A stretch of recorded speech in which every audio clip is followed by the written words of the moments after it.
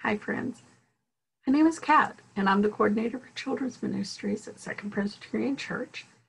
This morning at Sunday school, we were talking about Noah, and I got inspired. So I want to share with you a retelling of the story. This is called A Boat of Hope That Floats. God knew that a storm was coming. So God told Noah, be prepared, build a boat so it can float, and I will be with you. Don't be too scared. Noah looked up into the sky and didn't see a drop. But he had followed God all his days, and he was not about to stop just because he didn't see the trouble up ahead. He told his family, neighbors, and friends everything that God had said. Not everyone believed Noah. They laughed and called him names. But Noah knew God loved him, so he built the boat just the same. When the boat was done, there still weren't any clouds up in the sky. But he noticed something a little odd. Animals were walking by. They walked by 2 by 2, and they slithered to the door. Noah stood aside, and they came inside until the boat would hold no more. So, checking the weather one last time, Noah lifted up his hands and sent a prayer up too. Lord, my family and I trust you, and we will do what you have asked us to do. The door closed with a mighty slam, and they waited. But there was not a sound outside of the boat. But in the boat, hiss, bark, roar, bah, resound. Just then, the pitter-patter hit the roof, and the boat began to rise. Noah's family knew that God was with them and with all the animals of every size. 40 days is a long time, and 40 days is oh so scary. They were together, and well, the animals made things a little hairy. They tended the sheep, and they fed the goats, and the lions were oddly tame.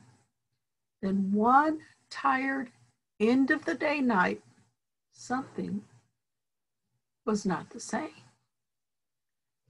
Noah and Tamar, his wife, looked at each other. They were so surprised. The constant rocking and rolling was only coming from inside. The storm had passed, and the water receded. The only sound was when the baby goats bleated. Noah peeked out the rooftop perch and saw a teeny bit of sky. He sent out a raven who did not return, but took a dove to his side. He said a prayer. He lifted up his hands, this time to let the dove soar. She returned with an olive branch in her beak. So Noah's sons opened up the door.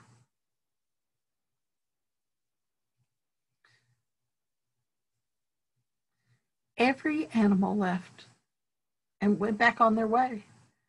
But Noah knew he needed to remember the feeling of relief, the reward of belief, the tears he'd wept, and the promises kept needed to be marked by something that would stay. He formed a pile of rocks on the ground to remind them of these days, of God promises, God with us, God is here to stay. And God set a reminder, but he set it in the sky for all to see and know. God will always give us hope. God's promise is there in the rainbow. In the days ahead, when times seem hard, we do not think that we can see hope, remember, nothing can sink the love of God. God's promises always float. I hope you have a good week, friends. Maybe I'll see you Wednesday for the family devotions at 6:30 on our Facebook page. Maybe I'll see you next Sunday morning at 10 o'clock for Zoom Sunday School. We have our Sunday Bible stories. Either way, remember, God loves you. Have a wonderful week.